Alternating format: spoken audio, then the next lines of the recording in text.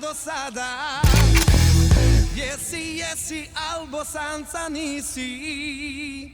Lijepo ću se očešljati, dotjerati, opegati, mirisat ću kao ruža, volit ćeš me ti, to znam.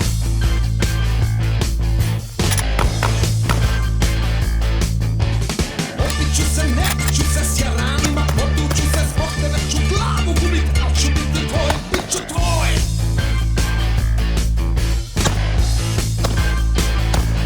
I na kraju kad ti kažem volim te, ne vjeruj mi, lažem te, tako ti je mala moja kad ljubi Bosanac.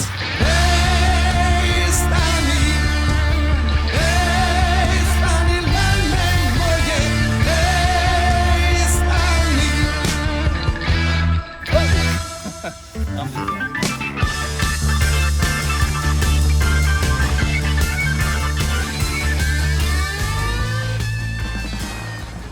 Dobar Don, my friends, and welcome back to another episode of Hot Takes.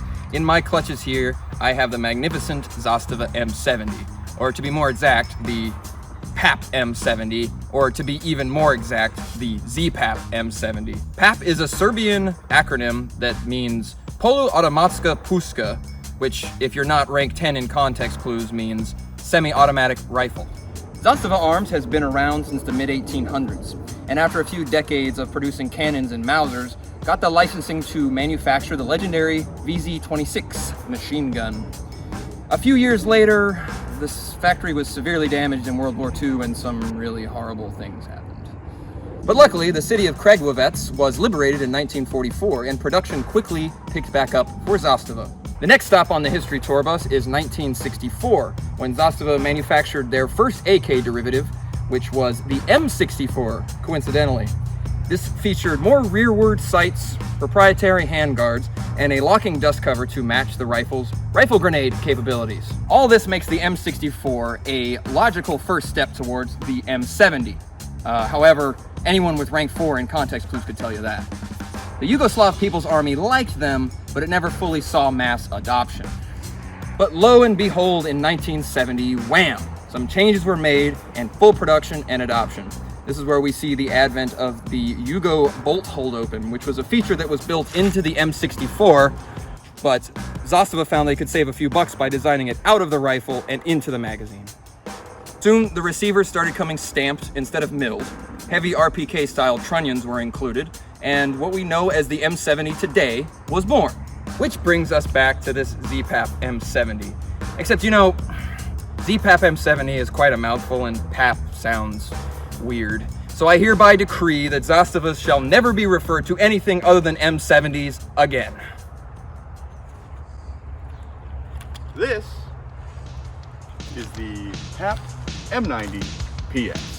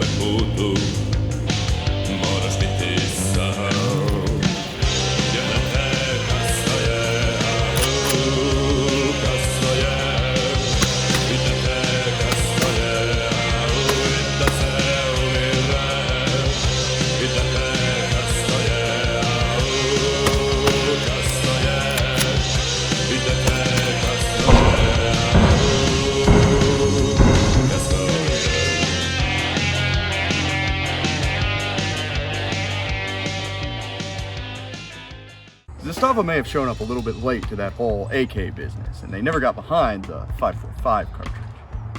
Well, innovation came knocking in the form of a NATO hello with the M80.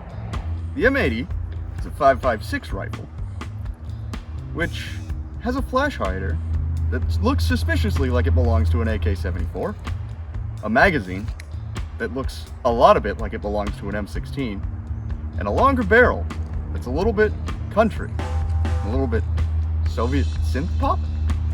Next came the N90, the real M90, not this civilian semi-auto variant. The M90 had a more NATO-style flash suppressor, back to a more traditional Yugoslavian magazine, and this really helped with the reliability of the gun and put it in the runnings to replace the venerated M70 system in the Yugoslav army. However, the country was heavily damaged. Some bad things happened again.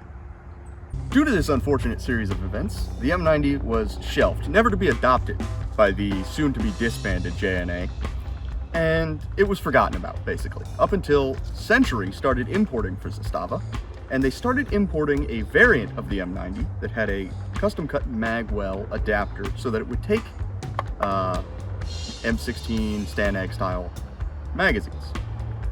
That is not this gun. That gun didn't set the world on fire. People just agreed it was okay. Nothing really to write home about. This gun was imported by Zastava USA. Much more similar to the original M90 design with the AK style Rock and Lock magazine and a sugar scoop at the end. It comes with Hogue handguards, nice and squishy, a Magpul Zhukov stock. Once again, it comes with one magazine with the Yugo style bolt hold open in the polymer M21 style. So besides the adjustable gas system and the black furniture and the obvious difference in caliber, there's really very little difference in these two rifles. Both of the rifles, and I think all Zastavas, in fact, ship out of the box with a Soviet-style optic rail on the side that pulls up and over. You could attach, say, an EO-Tech to that, or maybe a flashlight? Yeah, I recommend that for sure. This was the first AK I've ever had. I've always wanted one, and boy, what an AK. I mean, it is the definitive, really. A lot of people say that these are some of the best you can buy, in the States at least. And I can see it. I really can see it. It shoots really soft.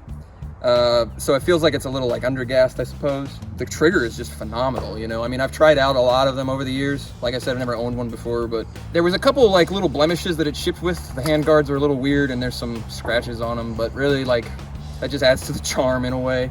Oh, and the buttstock's a little wobbly, but you know, what good is a proper cheek weld anyway, right? The 7.62 one, fantastic, very light recoil. And then the nice fancy black one, I think almost no recoil. Almost no recoil, yeah. There's some key differences, like we explained before, but functionally everything is pretty much exactly the same. What do you think of the Hogue? They're nice and squishy. If I were to replace any part of the Hogue, I would replace this top cover here with like a bird or cheese grater style, just to help with the heat a little bit. These rifles do get very hot. Which is just an AK thing. It's just so cool. Like, it's a full body experience. And when you have it folded, you can functionally manipulate the gun. Right. It seems like it makes it really difficult to use if your the safety is down, I'm not going to give myself AK thumb by dropping this, but if your safety is down, you can still manipulate your charging handle. Yeah. What do you think? I think it's a fine rifle for a fine price. If you're looking for an AK that has come out of a factory that's been running for centuries, that is off the shelf, brand new, no questions asked, you don't have to worry about if the barrel's good, Zastava is the way to go. Because if it looks like an AK, it smells like an AK, and it shoots like an AK, by God, it's a darn good AK. So this was Hot Takes.